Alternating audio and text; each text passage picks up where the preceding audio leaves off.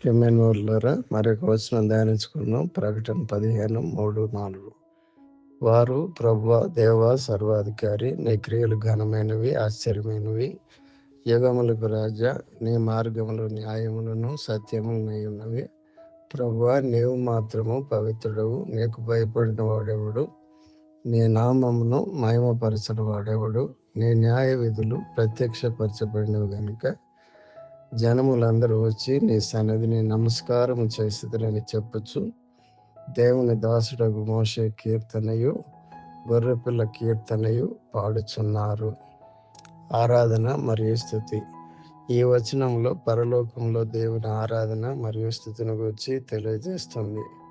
ఆయన ఘనతను, న్యాయమును మరియు సత్యమును స్పష్టంగా వివరిస్తుంది. మోషే మరియు గొర్రెపిల్ల కీర్తన.